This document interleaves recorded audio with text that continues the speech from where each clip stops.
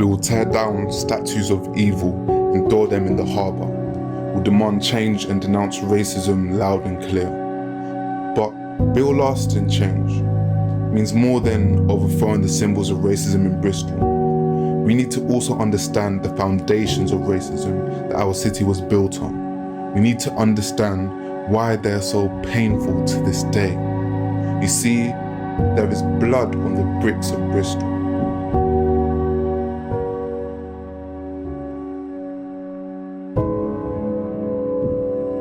Merchants started trading slaves in 1698. From this point on, around 500,000 Africans were carried into slavery on Bristol boats. Although men like Colston led the trade, ordinary citizens in Bristol provided cash and goods to buy African slaves. Bristolians were happy to be involved in slavery if it meant getting rich. Between 1730 and 1745, Bristol was the leading slaving port. About 40% of British trade was made up by Bristol's slaving voyages in this period. The slave traders' family and friends became rich too. They became plantation owners in the West Indies or sold slave-produced Caribbean products in the UK. Factories across Bristol produced sugar, tobacco and chocolate, generating huge wealth. In return, Bristol supplied these British colonies with goods to keep the plantations going. Guns, food, clothes for the slaves, and farming equipment all came from our harbour. Even long after the slave trade was abolished in 1834, the scars are still all over Bristol. Walk around our city and you'll see Guinea Street, Jamaica Street, Codrington Place, Tyndall's Park, and many more commemorating slavery. The names of Colston, Wills, Goldney, and Elton are etched into our architecture. Bristol's slave traders received well over £2 billion in today's money in compensation for the loss of their enslaved property. Only recently did we pay the last reparation. There is blood on our bricks. But it isn't just slavery that oppressed the black community. In the 1950s, the Windrush generation were asked to come from the Caribbean and rebuild our city after World War II. They were met with racism, and most could only find housing in Easton and St. Paul's, which were little more than ruins after being bombed. In 2012, many people from the Windrush generation were thrown into detention centres, and some were deported, being forced to leave Bristol, the city they helped rebuild.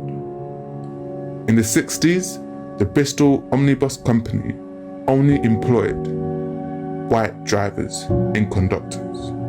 A black-led bus boycott in 1963 challenged this discrimination and helped to change the national laws.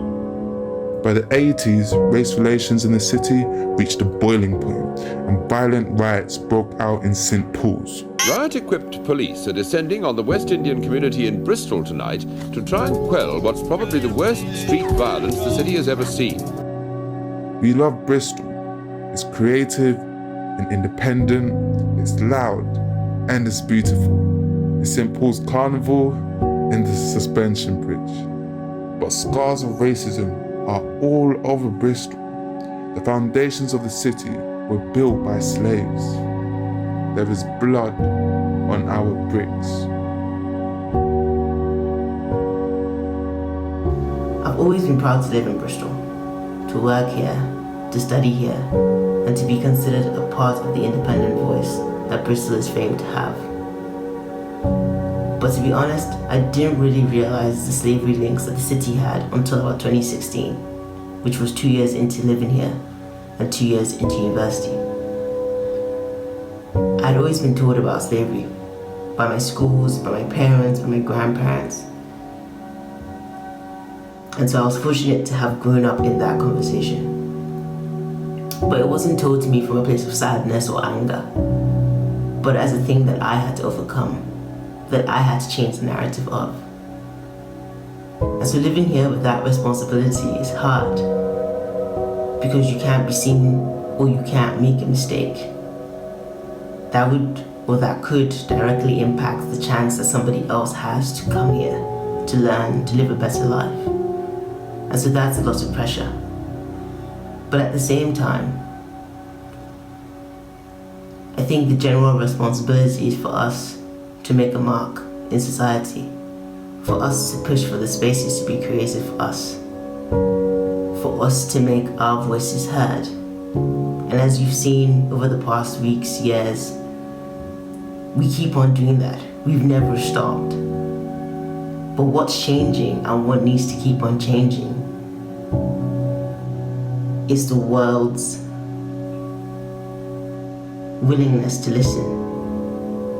We will keep speaking, we will keep showing up in spaces that weren't built for us, weren't created for us. But moving forward,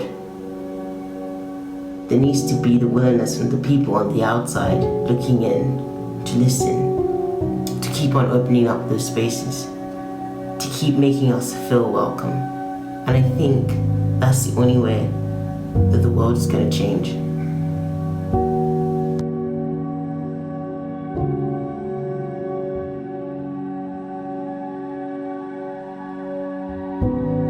We're fighting against hundreds of years of oppression and racism. We're fighting generations of evil. We're fighting ingrained racial inequality in our city today.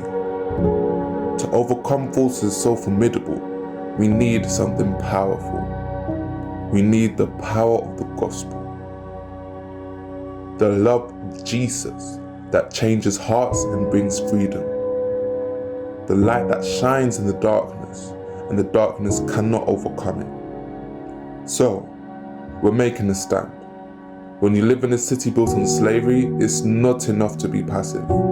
It's not someone else's problem, it's our problem. This is our fight. We say sorry for when we've profited from Bristol's past. As a church, we exist so that everyone finds the love of Jesus. Only then can we see freedom and justice.